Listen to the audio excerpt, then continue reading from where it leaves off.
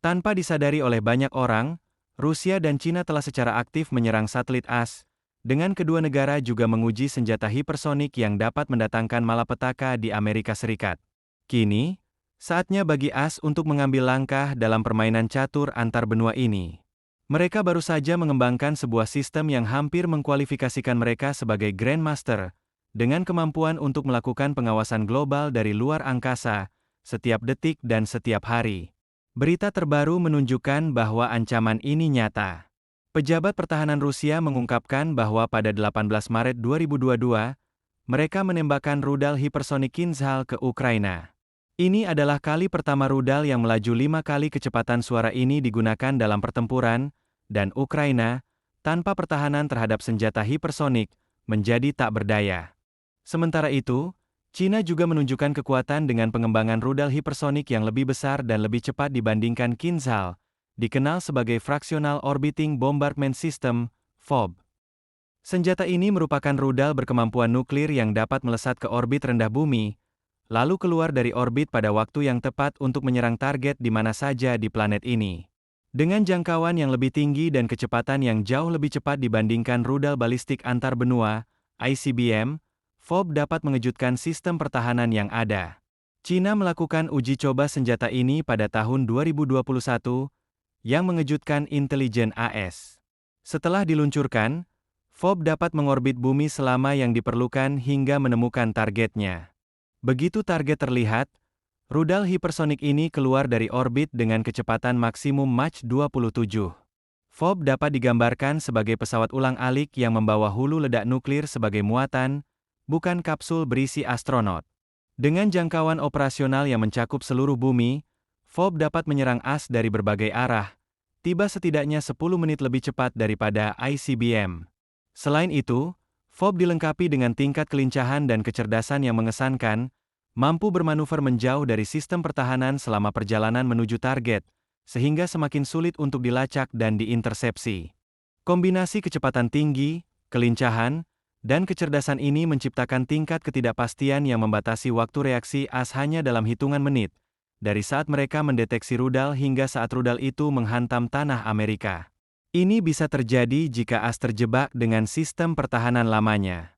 Namun, AS telah mengambil langkah proaktif dan reaktif terhadap perkembangan kemampuan asing, merespons dengan pengembangan sistem baru yang canggih, seolah-olah diambil dari film fiksi ilmiah Marvel.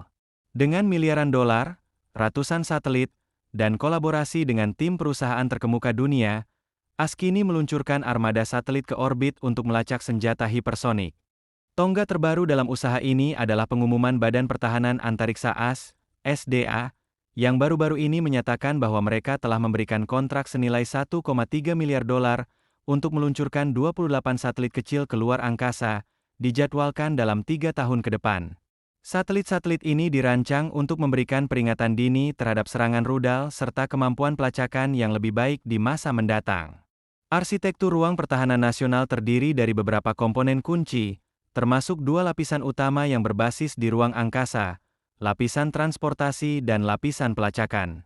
Lapisan transportasi berfungsi sebagai jaringan komunikasi yang menyediakan data militer dengan latensi rendah yang tangguh dan terjamin, serta konektivitas global untuk semua jenis platform tempur. Konstelasi ini mencakup antara 300 hingga lebih dari 500 satelit di orbit rendah bumi. Setelah selesai, 95% wilayah bumi akan memiliki setidaknya 2 satelit yang terlihat pada waktu tertentu, sementara 99% wilayah akan memiliki setidaknya 1 satelit yang terlihat. Selanjutnya, lapisan pelacakan dirancang untuk memberikan indikasi global, peringatan, pelacakan, dan penargetan terhadap ancaman rudal canggih, termasuk sistem rudal hipersonik. Ini akan dilakukan melalui algoritma penginderaan berbasis ruang angkasa dan skema pemrosesan baru yang menggabungkan data lintas sensor, menyediakan produk data taktis sesuai permintaan. Baru-baru ini, Badan Pertahanan Antariksa AS, SDA, mengumumkan pendanaan sebesar 1,3 miliar dolar untuk tahap pertama dari lapisan pelacakan, di mana 700 juta dolar diantaranya dialokasikan kepada L3 Harris Technologies dan 617 juta dolar kepada Northrop Grumman.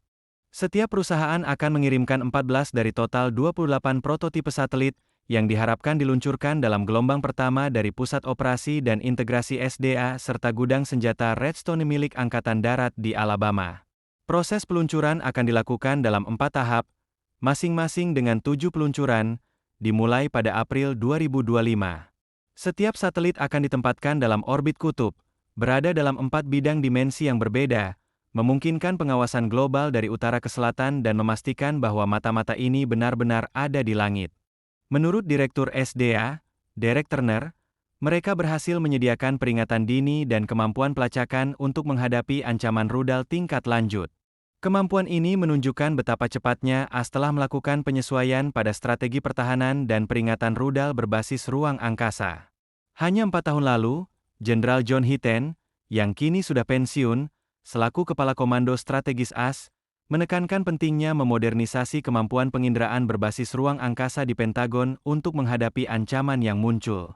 Kongres pun mendukung inisiatif ini dengan menyediakan SDA tambahan dana sebesar $550 juta pada tahun fiskal 2022 untuk mempercepat penyebaran komponen lapisan pelacakan yang sangat penting.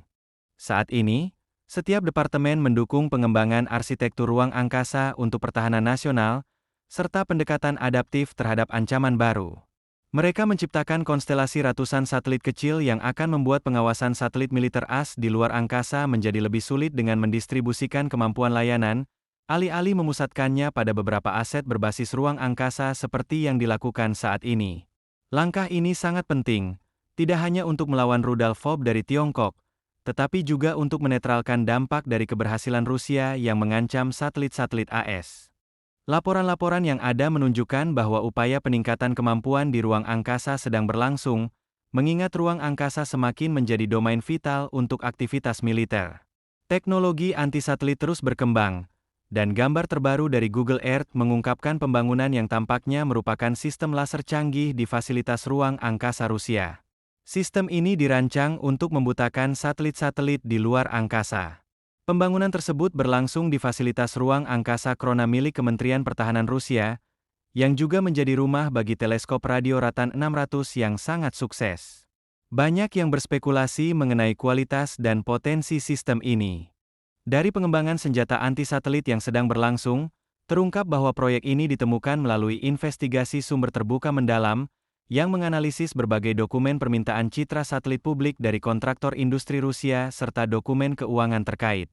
Analisis ini mengungkapkan proyek bernama Kalina, yang dijelaskan dalam dokumentasi keuangan yang diperoleh oleh tinjauan luar angkasa.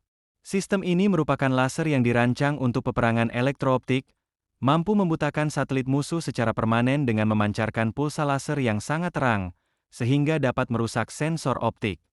Berbeda dengan Dazzler, yang hanya dimaksudkan untuk membutakan sementara, sistem Kalina akan dilengkapi dengan sistem pelacakan terpisah dan optik adaptif, yang membantunya mengurangi gangguan atmosfer.